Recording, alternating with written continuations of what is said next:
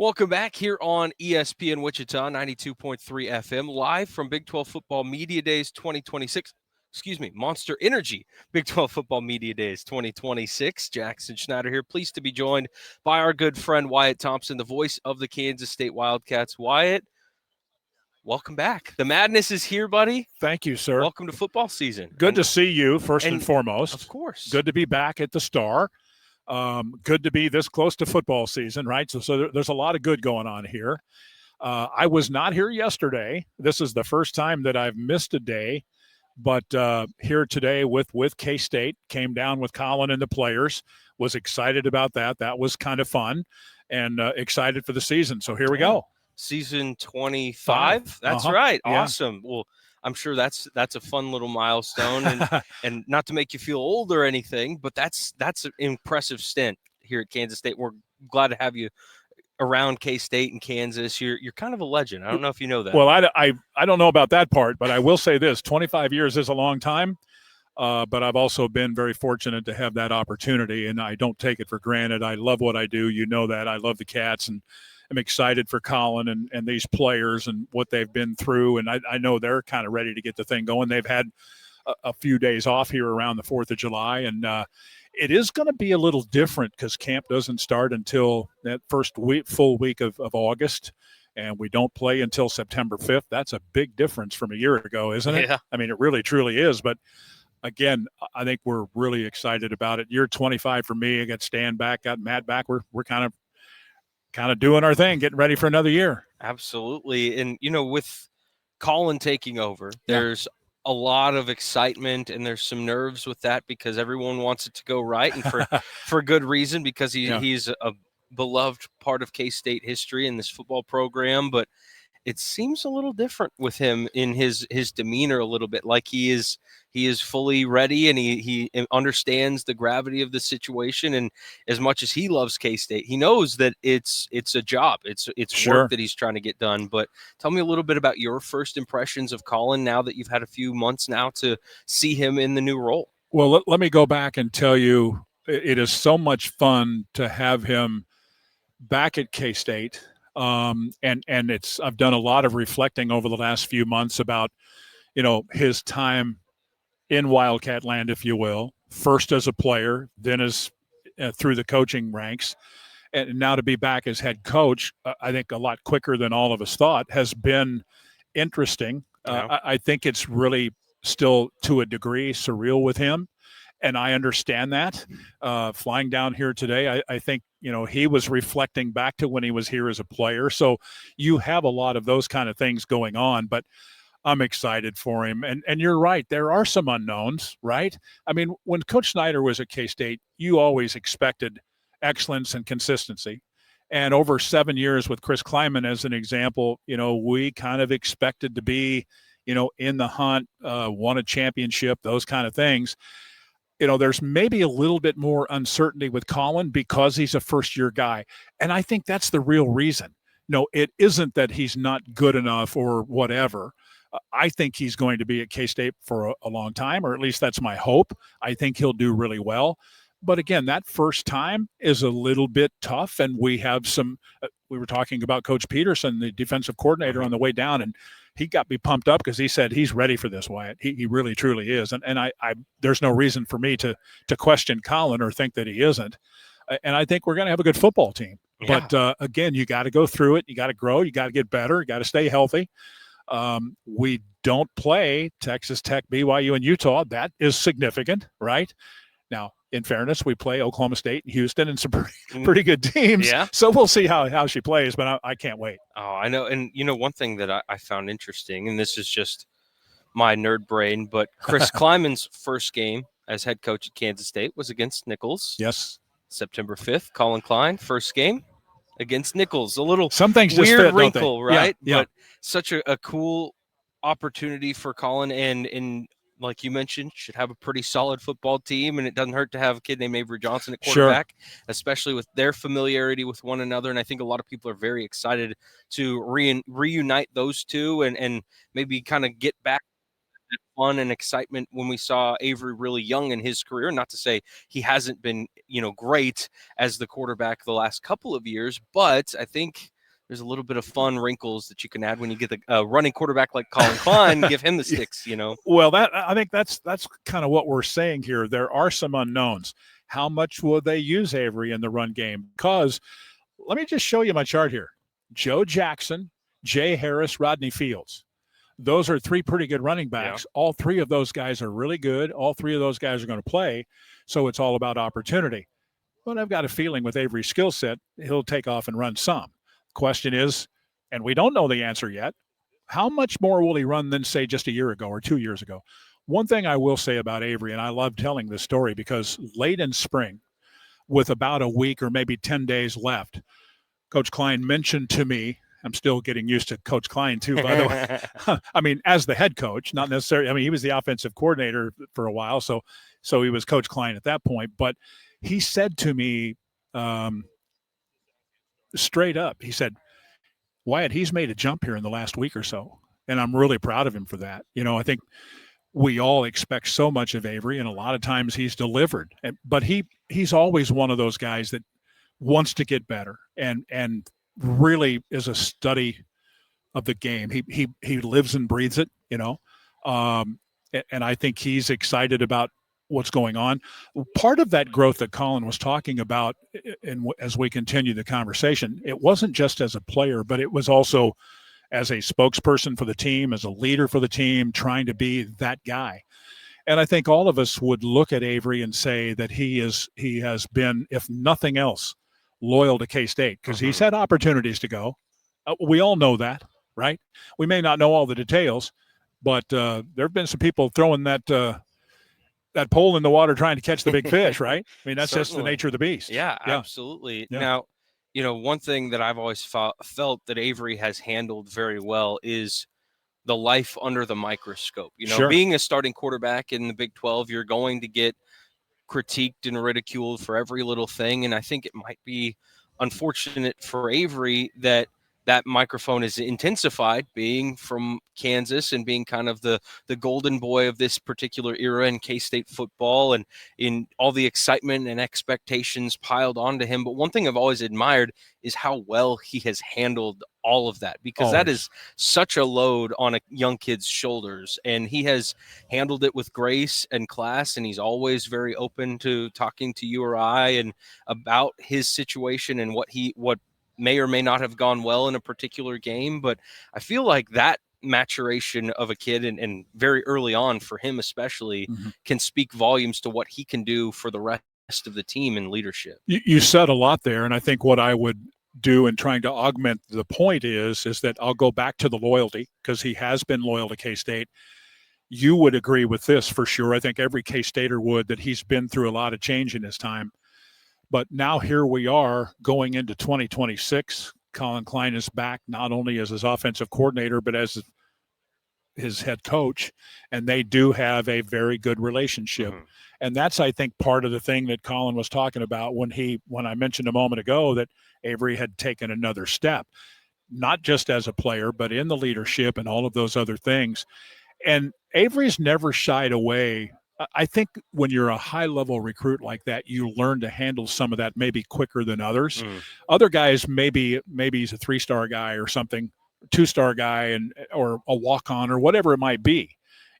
Colin wasn't a real big recruit when he came to Kansas State. As a matter of fact, he wasn't even a quarterback. Tied in, right? Yeah. But look what happened with good coaching and commitment and hard work and all of those kind of things. So I'm excited to see what happens with this team, and Avery's such a large part of that, especially from the offensive side. And I kind of can't wait to see Colin calling those plays and him working with Coach Gleason and others, and let's see how it plays. Yeah, one more go round, and I know at least. I mean, who knows what's going to happen? 5-5, right? Yeah. Anymore, you might get another. You don't know. Yeah, who knows? Yeah. But I wanted to talk about the defense because you mentioned Jordan Peterson and the change there, but a guy that seems very up to that task. But he's going to have some help with the athletes on the defensive side of the ball as well. We can talk a lot about Rex Van Wyatt. He's here in Frisco, and Wendell Gregory's a guy a lot of people are very excited about. But tell us a little bit about what you've learned about the defense early on in this process. Well, I went to 13 and a half of the 15 practices in the spring. And I say 13 and a half because I missed a half to get on a plane to go to Greeley to do a K-State event. So I was out there a lot is the point of the story. And I was telling Colin on the way down how much I enjoyed watching Coach Peterson in the spring, and just from the standpoint of his enthusiasm and watching the kids react to him and some of the other coaches. And let me say this too, and I'll get back to the thought there with this staff. I think it's a really good mix of people that have been at K-State, people that have been at Texas A&M or with Colin, and then some who haven't, right? And Kansas even. Exactly right, yeah. And I think Jordan, when you talk to Colin Klein about him, the first thing he'll tell you is he knows a lot of defensive football, and he's worked in so many different capacities and so many different schemes. He knows the game, right? So let's put that on display and see how it plays. Now, back to the thought there, they really did a good job in the spring, kind of laying the foundation of practicing hard, doing things the right way. Almost for me was like going back and watching a Coach Snyder practice, right? It really, truly was. And I mean that in complimentary in every way. But I think this is a defense that we don't know how good they're going to be. We have a pretty good feel of what they could potentially be. If they have a question mark, it's probably in the middle of the defense with the tackles probably, and maybe a little bit in the secondary. I think they feel good about the edges. I think they feel good about the linebackers. And I think they feel good about the coaching. So let's see what happens. Here's the thing. I'll just give you an example here of the depth, okay? As an example at linebacker. Makai Mason, Darian Whitaker, Jacoby Oliphant, Asa Newsom, Rex Van Wy, Gabe Powers. That's a lot of pretty good football players right there, man. Absolutely. And you're going to see all of them. And Asa Newsom's a guy that hasn't knock on wood, you got to keep him healthy. That's the thing is he hasn't really gotten a fair shake to get to his full potential because he's unfortunately dealt with some injuries for most of his career, which stinks because you can see the potential with him right away. But very, very exciting pieces and a schedule, like you mentioned, that leans a little bit favorable as we're being heckled by the Red Raider mascot. Yeah. These guys have been controversial lately. I don't know what's going on. Not bad. You got to live with some of that, right? Yeah, but to go from a year that was maybe one of the more weird schedules that you may ever come across in college football to one that may be a little bit more favorable, how do you apply lessons learned for these kids to this year to maybe get the most out of it? Because you don't have to go overseas. You don't have to play in Ireland. You don't have to play a Friday night in Tucson, things like that. Oh, it's a big undertaking going to Ireland. I think all of the people would tell you that went, including me, that it was a great time. But at the end of the day, we went there to win a football game, and that didn't happen. This year will be a lot different because of the later start time.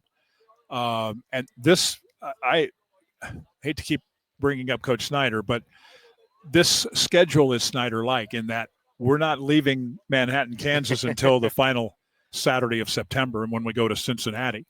And I was talking to my counterpart from Cincinnati earlier this morning about their team and, the Sorsby thing and all of that. We don't know what they're going to be either necessarily. They think they're better, but they have a really hard schedule, maybe the hardest schedule in the league. So they're going to want to get that first one. And so are we, right? So who knows how it'll play. But one thing, I haven't been here very long this morning, but I think one thing that I can tell you with complete certainty, most people think that Tech is the best team in the league, but it isn't by leaps and bounds necessarily since the Sorsby thing happened. People think that BYU is going to be pretty good. Utah could be pretty good. Kansas State could be pretty good. Oklahoma State could be pretty good. That's a lot of teams, dude. Yeah, Houston is, and so Houston's another one. Question mark. This has often been a very deep league anyway. Well, it's different than when Texas and Oklahoma were in it because when they walked in, they looked a little different, right? I mean, they always had great athletes. Not that the others don't, but they were a big brand, and that they carried the league a Mhm. lot of times. Not always, but a lot of times. Now it's like everybody feels like they've got a shot at it, and you can say and look at that or hear it and say that's a little bit critical. And I think the league, the people in the league that work in the league, the commissioner or whoever would say we've got to be better in the playoffs. We've got to do that. But the playoffs are expanding. We're going to have our chance, and you got to go take advantage of it. Absolutely. So it's wide open. Wide open, and making me more excited. We still have to wait 59 days, I think, until the kickoff on September 5th, or and I, not that I'm counting or anything, but that's pretty good that you know that. Yeah. But I'm getting anxious. But Wyatt, before I let you go, I got just a couple fun questions. Okay. For you. 25 years as voice of the Wildcats, so many memories, so many great experiences, good football teams. If you had to pick out one moment, one game that was just your favorite, like you could relive it right now and it would be the best thing ever, what's the one moment? And there's so many to choose from. There are, but I always I'm pretty consistent in going back to the 03 title game just because, and you're young, but you know this, K-State had the best football team in the country in 98 and got upset in the championship game. And then when 03 came along, we were such a big underdog to Oklahoma and ripped them. And for me, just the soaking in of the satisfaction of Coach Snyder and that group of guys, I don't think I'll ever forget that day, that night, the subsequent weeks, the celebration of that. I mean, it didn't really end like we wanted it to in the bowl game or whatever, but that particular night was so special. And I know what it meant to Coach Snyder, and that makes my heart feel pretty good. It should. And to tell you a story, my parents went to that game. Yeah. And I was in second grade. Okay. I got left at home because it was cold in December and all the things with a babysitter. Yeah. And I got to watch the first half on TV. Okay. But the babysitter made me go to bed. But I had a little radio in my bedroom, and I listened to you guys. Is that right? From my bedroom in second grade until I fell asleep, and I woke up and I realized it was 35-7 was the final score. But at that point, things were still going quite well at halftime. So there are so many things in that game that were remarkable, but the middle screen to Darren Sproles is also one that I have been asked about thousands of times over the years. And so it isn't just that they won the league, beat Oklahoma. There were a lot of things that went in. Coach Snyder, there's so many angles. That's in large part why it's so special. Yeah, special time. Now, this season, unique schedule. You get Tulane back again. It seems like we get to see them a lot anymore. Mm-hmm. But Washington State is a little different. And then there's a few new Big 12 schools that you'll get to visit. Like, I don't think you've been to Cincinnati yet, right? So not for football. Is there one you're looking forward to just to experience that's maybe not your typical team you'd see? Probably Cincinnati would be a good place to start. And mainly because we haven't been there. I think Stan said it's been early to mid-90s since K-State has played at Cincinnati. He's my lean-on guy. If I don't know, he's the guy I go to. And he's the historian. He was giving us a lesson in Cowboys last night. Oh, I'm sure. And nobody follows the Cowboys like Stan Weber does either. But yeah, that one because of the first road game for Colin, first conference game. My first trip for football to Cincinnati. There are a lot of reasons why on that one too. That'll be a big game. You want to get off to a good start. I mean, if you don't take anything for granted, but let's just say for 1 second you finish September 4-0. Who knows what happens from there, right? Absolutely. Let's see if we can do that. You can't go 12-0 if you don't start 4-0. Well, there you go. You can't 100% get that far if you don't go 1-0 either. And you can't. And we're not necessarily saying they're going to be 12-0 either, but hey, you got to think big to be big, right? Absolutely. Yeah. And then finally, there's a lot of great guys here today for K-State, but there's a lot of guys that didn't get to make the trip that folks are very excited about. Maybe some new faces you're excited to see.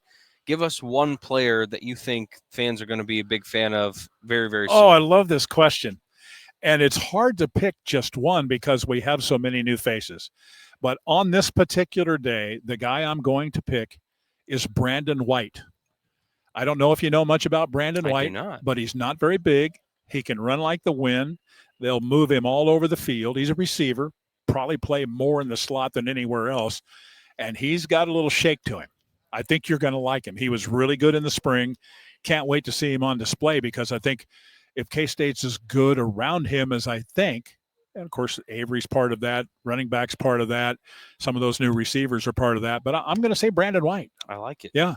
Awesome. Wyatt, I could talk to you all day, but I know you'd rather go talk to some of your friends. And You're hear making what the me coaches feel and old when players you have say to you say. were in second grade. Well, I'm sorry. No, I can't you're all help good. You are what that, you are. But I'm 30 now, so that's the part that should really make you feel old. It makes my mom feel old. I know that much. 100%. But Wyatt, thank you so much, Great buddy. to see you, brother. Great to Appreciate see you you, as man. always. You bet. And we'll catch up again soon. You got it. Thank you, sir. Wyatt Thompson, voice of the Kansas State Wildcats here on ESPN Wichita. Our coverage from Big 12 Football Media Days brought to you by Phil's Coins and Bullion and Four Seasons RV.